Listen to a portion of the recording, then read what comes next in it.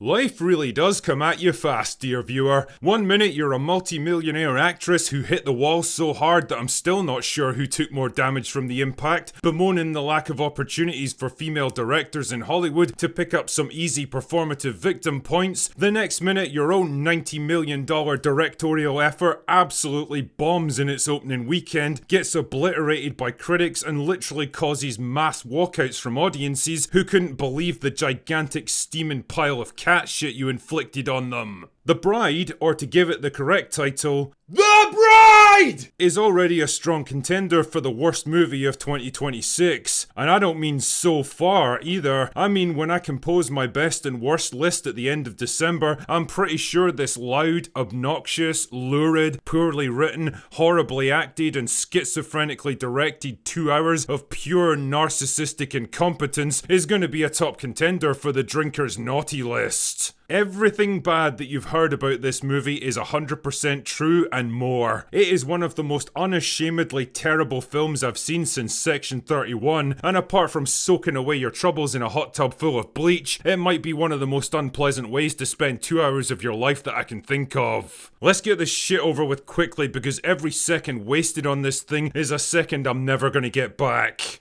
The movie opens with a disjointed monologue from the ghost of Mary Shelley. Yes, we're deep into pretentious art house territory with this one, complaining about the story of Frankenstein's bride that she never got to write because the patriarchy stopped her from doing it or something. You sure about that?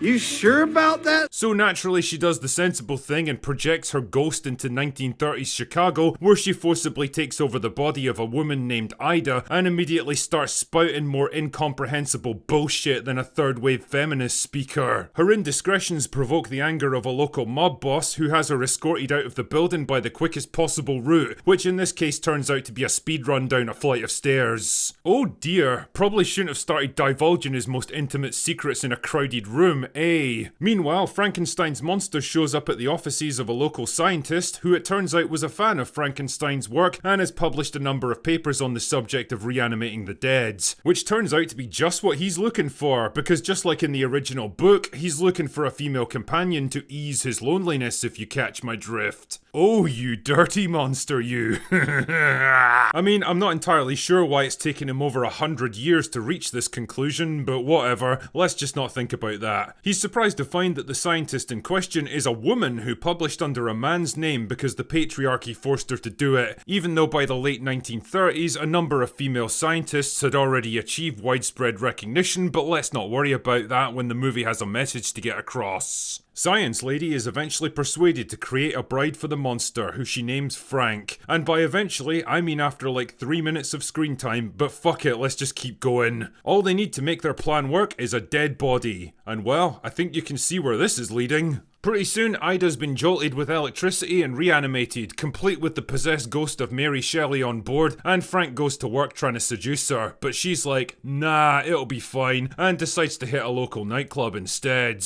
Not a dance hall, mind you, or a jazz bar, or a fucking jitterbug aquarium, but a straight up nightclub that looks like it came straight out of 2026, complete with strobe lighting and modern day dance music.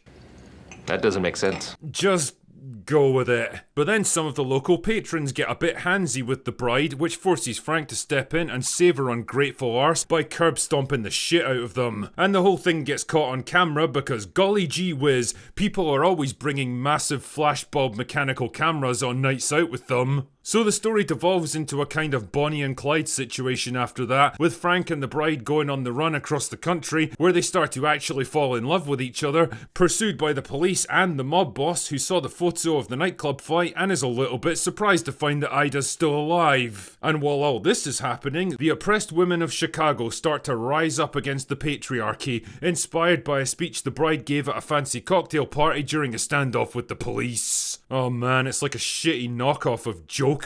Eventually, both parties track them down to a drive-in movie theatre where Frank gets killed in the crossfire, so the bride takes his body to Science Lady to reanimate him. But she's like, nah, it'll be fine. But then the mob guys break in and shoot the bride, but that's okay because Mary Shelley's ghost decides to step in and possesses Science Lady this time so she can bring them both back to life and live happily ever after. Right. Jesus fuck mothering Christ, I have seen a lot of crappy movies in my time, but I don't think I've seen many that were so completely determined to waste such an insane amount of money and talent. Just like the monster it's based around, The Bride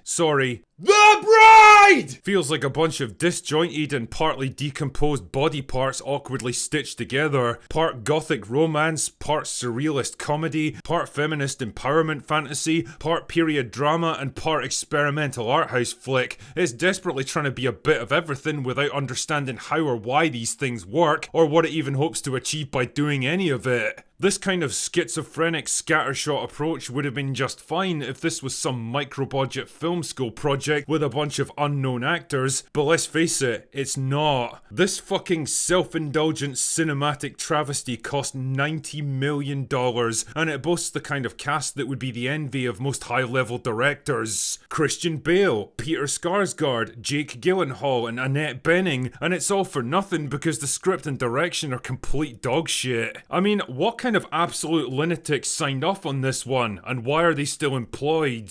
Christian Bale, for example, is a superb actor, but holy fuck, you would never know it from this film. He spends about 90% of his screen time yelling every single line of dialogue at the top of his lungs, like he has no idea what he's supposed to be doing and just decided, screw it, I'm gonna go full retard with this one. Annette Bening talks and acts like she walked in from a completely different movie, and I can't say I blame her, to be honest. She probably wishes she was in one. The only good thing I can say about the performances is that, well, Jessie Buckley's pretty entertaining. Not because she puts depth and nuance into her character, but she definitely swings for the fences, that's for sure. The emotional tone, style, and cinematography swerves wildly from surreal dance numbers to incoherent monologues to attempts at dark pathos and romance to wannabe edgy action scenes, to the point where I actually started to wonder if the whole thing was some bizarre social experiment. The feminist empowerment overtones of this film are about as subtle as a rainbow-coloured chainsaw, and as tired and trite as every other movie that tries to pull crap like this in 2026. Honestly, you'd think from this movie that it was still 2017, and the idea of women finally venting their rage, real or imagined, and forcing the world to hear what they have to say was some exciting new concept. Trust me, it fucking isn't. We've heard everything they have to say for like a decade now, whether we wanted it or not, and we've reached the conclusion that most of it isn't worth listening to. You know, it's actually kind of interesting that we've had two major films based on Mary Shelley's book in the past 6 months. One was a visually sumptuous, poignant, tragic, beautifully written and superbly acted story of ambition, loss, vengeance and hope that treated the source material with respect and reverence. The other was a brash, loud, abrasive, mindless exercise of ego and vanity that shouts in your face without saying anything meaningful and squanders the impressive talent and resources that were lavished on it. One of those projects was written and directed by a man, and the other was The Bride. And if you're looking for an answer to why more female directors don't get a chance in Hollywood, Maggie, you only need to lay eyes on your own creation. Anyway, that's all I've got for today. Go away now.